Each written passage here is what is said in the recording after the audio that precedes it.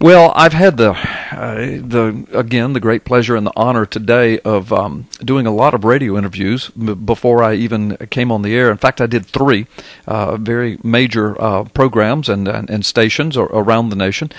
And I do quite a few interviews. I'm very blessed to be able to do that, and because of Freedom Friday, and because of ppsimmons News and Ministry Network, and my ministry as the senior pastor of Hickory Hammock Baptist Church. And now, of course, the Lord has blessed me to write a couple of best-selling books, and I've been all over Christian TV and radio with that. So people know me through that, and they want my opinions and my input on various matters. And so today, back to back this morning, I had very lengthy three interviews.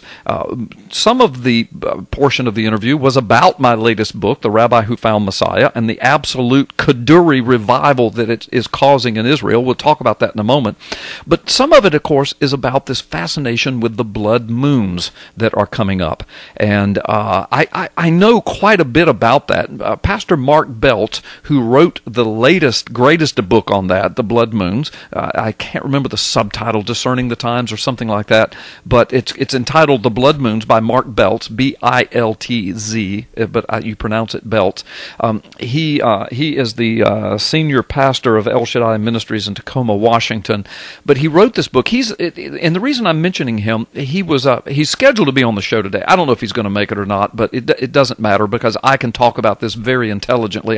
The three interviews I did today, everybody wants to know about this, and because I am well studied in it, and I've produced a little video and put it on ppsimmons that went completely viral. People want to know about this, so I'm going to give you that information in a moment. If you want to call in and add your 2 cents worth or ask questions about it, please feel free.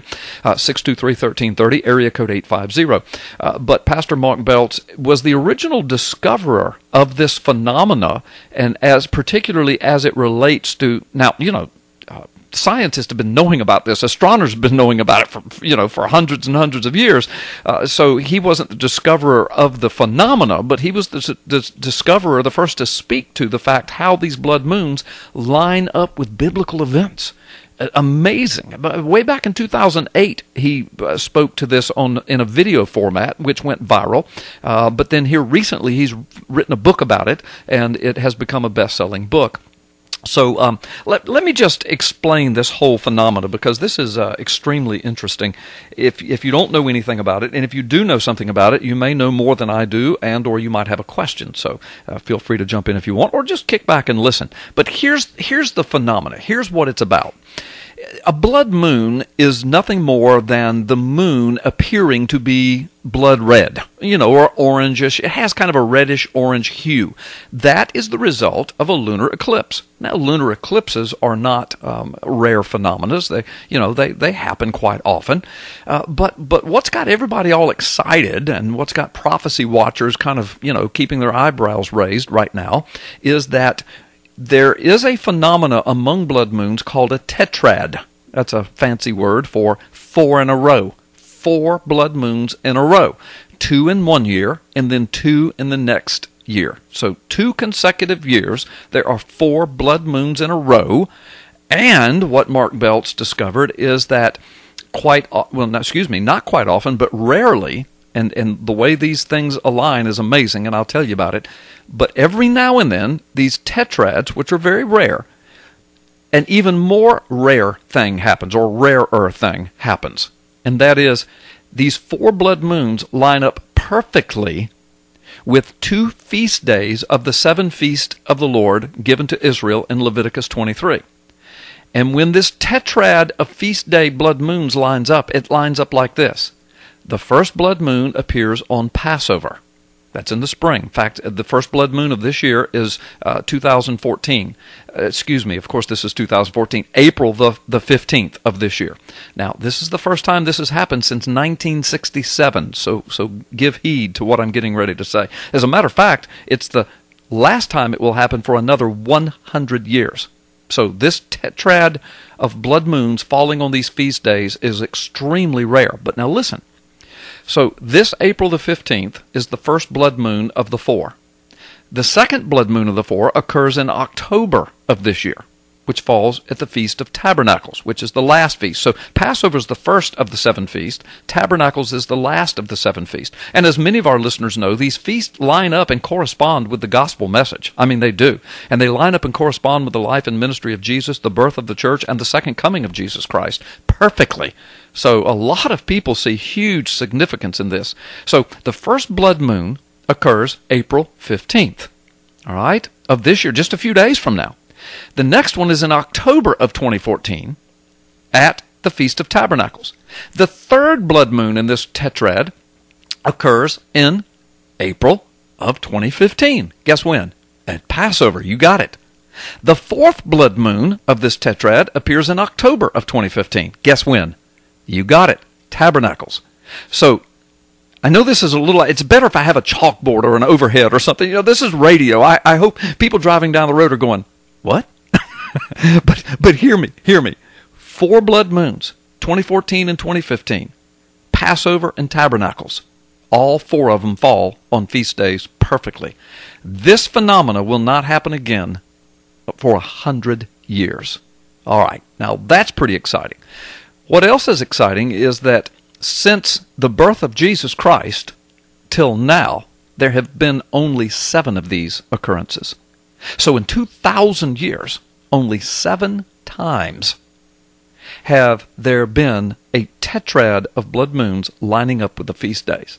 Now, you know, I am somewhat of an expert on this topic in that I've been in the ministry for 30 years. I've been studying the Feast of the Lord and preaching and teaching on them, producing videos and writing about them in books. And my upcoming book, which will come out at the last of this year or the beginning of the next year, talks about Are We Living in the Trumpet Days of Revelation? I talk about the feast quite a bit in there.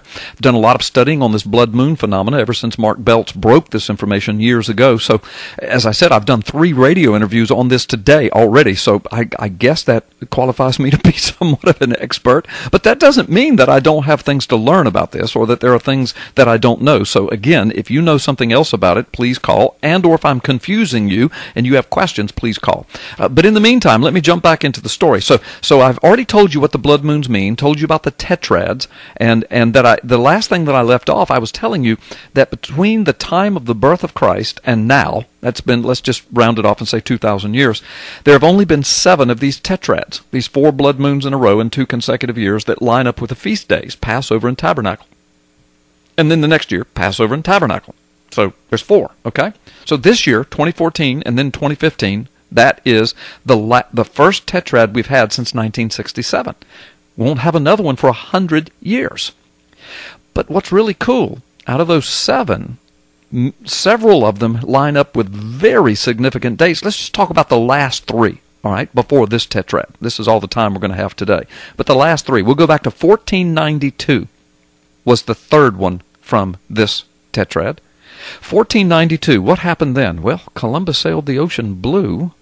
That's interesting. And America was founded, if you will, which became a haven for the Jews and a protection for the Jews, and eventually the United States of America was instrumental in bringing the nation of Israel back, 2,500-year-old prophecy, and protecting Israel ever since, and of course until this administration. But anyway, that's another topic. So 1492 is huge. Also, that's the year the Spanish Inquisition basically crumbled and fell apart, and Jews left Spain, and the Inquisition stopped, and that was huge because a lot of Jews were being put to death because they wouldn't convert to Christianity. So that's huge date among the Jews. And all that happened in 1492. That was the year of the Tetrad, all right, falling on Passover and Tabernacles. Well, the next year that the Tetrad appeared, get this, 1948. Well, you know what happened in 1948? Israel was reborn. Reborn during a tetrad, blood moons. Then, the next tetrad that happened was in 1967. Well, you know, of course, that was the year that Jerusalem was captured by the Jews. And, I mean, that's biblical, that's historically huge. And it happened to occur during a tetrad, during the blood moons.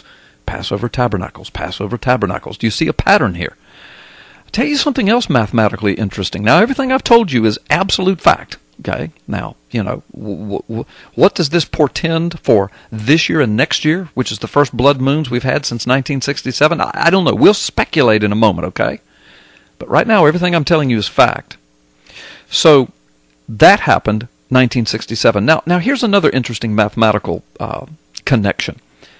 From 1948 to 1967, that's 19 years. So write down those two numbers, 19. Okay? From 1967 to 2014 is 48 years.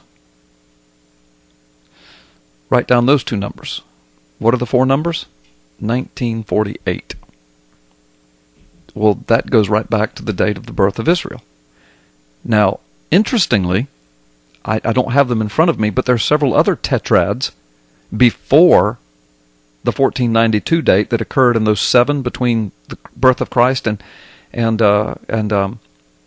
today. When you do the spacing apart, it's 1948. So that number 1948 keeps showing up between the birth of Christ and the times in which we live now. It shows up several times in these tetrads. That mathematical oddity, the numbers 1948, 1948, 1948. And then, of course, one of the tetrads appeared in 1948, the rebirth of Israel. Now, again, all of that I just said is fact. Now, you can speculate as if that's just coincidence or if there's something biblical and prophetic about that. People can speculate. So now people are watching this because this year, April 15th, is the first blood moon of the Tetrad, the first Tetrad since 1967. And there will not be another one until 100 years from now. So what does it mean? Well, I am not an alarmist. I'm not what do you call it? I don't hype biblical stuff. I mean, I talk about biblical things. I love to talk about exciting biblical things, but I'm not a sensationalist. I don't say this is that. I just say, look, let's think about this. Let's talk about this. Let's take the facts, the things we know, and then it's okay to biblically speculate as long as we make it clear we're just speculating. I do know that Joel chapter 2 says that in the last days, this is the one that talks about your old men will dream dreams, your young men will have visions, your sons and daughters will prophesy, and the moon will turn to blood red. And it talks about just before the coming of the Lord. In Acts chapter 2, that passage is reiterated. It's from Joel 2. Oh, goodness, Jesus talks about the last days, the moon will turn to blood red before his coming.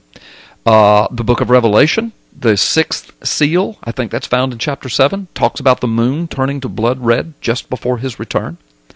We're living in very prophetic days, so some Bible prophecy watchers and experts are, speculating, are we getting close to the return of the Lord? Well, yes, we are getting close to the return of the Lord, but some are actually saying it's going to happen this year or next year on one of the blood moons. Well, that's a contextual, reasonable, logical, biblical speculation, but I'm not willing to set a day and a time. I'm not going to do that. I will speculate that something biblically big could happen. If it was going to happen on a tetrad of blood moons, this would certainly qualify. It could be that something big is going to happen with Israel again. We might move into another biblically prophetic event that ties to Israel. I don't know. It'll all be interesting to watch. It doesn't have to happen on April 15th, but according to how all of these things have folded out in the past, it would happen, I suppose, sometime this year and or next year. I know people saying, well, yeah, it gives yourself a lot of room. Well, first of all, hear me, folks. I'm not making any prophecy, so it doesn't give me any room at all. I'm just speculating with you based upon the facts. The facts are we have a tetrad coming. That's a fact. The facts are it's the first time since 1967 and won't happen for another 100 years. The facts are the last 3 have lined up with amazing biblical prophecy.